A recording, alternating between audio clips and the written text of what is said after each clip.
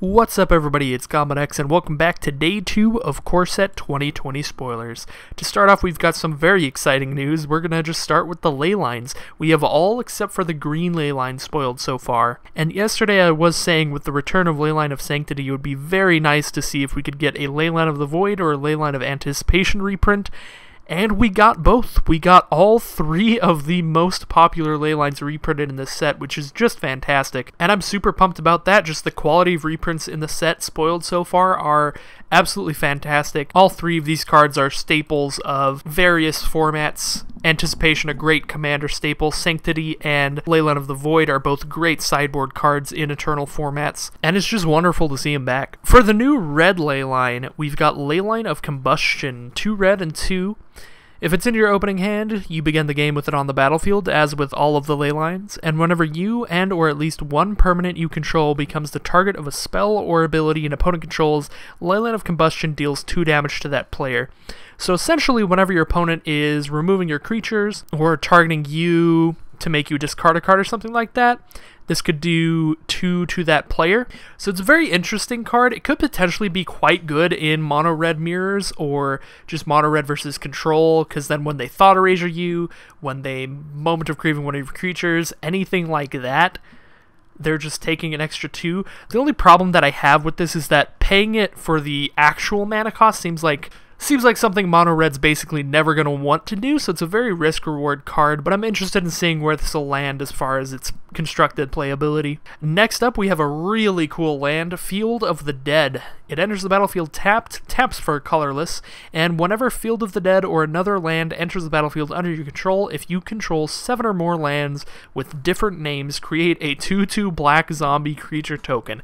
That's actually just insane. If you're running a deck with a lot of different lands in it, just every land drop that you hit after your 7th just automatically comes with a 2/2 zombie. That's super cool. Obviously a fantastic card for Commander. I'm putting this straight into my Get Rog deck. It's great in any kind of land strategies, so obviously Lord Windgrace as well. And even just a lot of just heavily multicolored Commander decks, this is just an automatic staple, just because you're already going to have a bunch of lands with different names, from having Shock lands and Fetch lands, Scry lands, all that kind of stuff. So really cool card for Commander, and I've heard that there's a Legacy lands deck. However, I have no idea how it works and no idea if this would be any good in it, but it would definitely be really neat to see this in older formats somehow. Next up, we've got another reprint. This is a reprint of Goblin Ringleader, 3 in a red for a 2/2 haste Goblin. Whenever it enters the battlefield, reveal the top 4 cards of your library, put all Goblin cards revealed this way into your hand, and the rest on the bottom in any order. So this is a way for Goblin decks to get a little bit of card draw, a little bit of card advantage, get some more Goblins to poop out on the board as fast as possible, just try to overwhelm your opponent. Really cool reprint. This is the first time it's going to be in Modern, so people are excited about this, potentially pumping up Modern Goblins a little bit. And for Standard, like for on Arena, I'm excited to play with this a little bit until Rotation, because I feel like after Rotation we're really not going to have a lot to do with this, but until then we do still have Siege Gang Commander and Goblin Trashmaster. We could really try to go hard for a Mono Red Goblins deck in the coming months. Next up, we have Barkhide Troll, 2 green for a 2/2 that enters the battlefield with a +1/+1 counter on it, so even if it had no other text, this is 2 green for a 3/3. It also says that for 1 mana you can remove a +1/+1 counter on it to give it hexproof until end of turn. This is just a fantastic card. I've played Mono Green Stompy a lot on Arena, and this is a absolutely fantastic fit for that deck.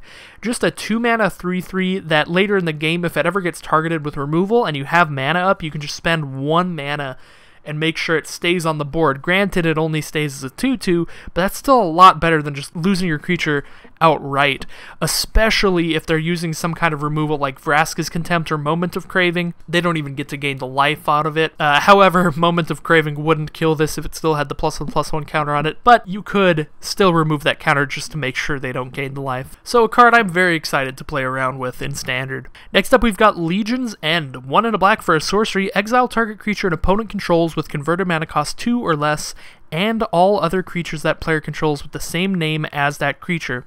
That player reveals their hand and exiles all cards with the same name from their hand and graveyard. So this is a really cool card. It's a 2-mana sorcery that can at the very least exile a token and every other token with the same name, and at best you could exile something like the 2-mana 2/2 that searches for more copies of itself that's in Standard right now. So I definitely see this being a fine sideboard card in Standard. It's a really cool, really interesting answer to a lot of different threats. We've got another reprint coming up next. It is Rule of Law, 2 and a white for an enchantment. Each player can't cast more than one spell each turn. This is just a nice safety valve to have in Standard for sideboards, just in case any kinds of crazy stormy shenanigans show up. The only stuff that this is fantastic against in Standard right now would be if you're playing against some kind of Phoenix deck that they really want to resolve a whole bunch of spells in one turn. But for the most part, this is just a safety valve for a potential future of degenerate combo decks. Just in case that ever shows up, we've got Rule of Law in our back pocket. Next up we have Starfield Mystic, 1 and a white for a 2/2 human cleric. Enchantment spells you cast cost 1 less to cast. Whenever an enchantment you control is put into a graveyard from the battlefield, put a +1/+1 counter on it. So this is obviously just great in enchantment based decks. It's got a very clear strategy to the card, not a lot to say there. I think definitely the coolest thing about this card is it is from Theros, and it's got us some new fantastic Theros artwork. It's got a nice little mausoleum or pantheon or something like that in the back. I'm not very familiar with Greek stuff, I just think it's cool. And we've got, of course, the beautiful Starry Night from Theros above us. So this card, alongside all of the monocolored support, makes a lot of people think that we will be going back to Theros sometime soon, and I would be absolutely down for that. We got some fantastic commander cards from Theros, and the limited format was fun. I liked Bestow a lot as a mechanic, even if it did make games pretty samey in that everything was very battlecruiser magic. It was all about making one really big threat by throwing enchantments on stuff. But with the new way that sets work, since we don't have to be in a set for an entire block, we could just go to Theros for one set, maybe two. I'm absolutely down to see some more Theros cards. Next up we have Kalia, Zenith Seeker, red, a white, and a black for a 3/3 legendary human cleric with flying and vigilance. When she enters the battlefield, look at the top 6 cards of your library. You may reveal an angel, demon, and dragon from among them and put them into your hand. Put the rest on the bottom of your library in a random order. So this is really cool because it gives Kalia players a cheaper option if they want to have just a smaller little baby Kalia that does a similar thing. It doesn't really do a whole lot compared to the other ones, but it fits into exactly the same kind of tribal deck, and it's a really cool call out to the old card. Don't expect to see this a lot in Standard. However, we did see Mantis Rider seeing a bit of play, and we have a lot of good mana fixing in Standard, so this could potentially see play just as a 3/3 flying vigilance. I just don't think that the secondary effect is going to be happening too often. Next up we've got Flood of Tears, 2 blue and 4 more for a sorcery. Return all non-land permanents to their owner's hands. If you return 4 or more non-token permanents you control this way, you may put a permanent card from your hand onto the battlefield. So I wasn't very excited about this card initially. I wasn't even really going to talk about it in this video, but then I saw people start talking about it with some potential combo shenanigans stuff of like, well, you know, potentially if you just play a bunch of mana dorks, you can play this earlier than turn 6, pick up all your mana dorks and just drop down an Omniscience. And a lot of times dropping down an Omniscience, if you build your deck right, can just mean that you win. So this could lead to an interesting little combo deck. It's not going to be anything good, most likely, but I could see some kind of Simic Omniscience deck trying to flood everybody out with some tears. And that's definitely something I'd like to try out in Arena, so I thought I'd mention it here. Next up we got Golos, Tireless Pilgrim, 5 mana for a 3/5 artifact creature scout. It is legendary. When it enters the battlefield, you may search your library for a land card, put it onto the battlefield tapped, then shuffle your library. And for Wooburg and 2, exile the top 3 cards of your library. You may play them this turn without paying their mana costs. This is just a nutty 5-color commander.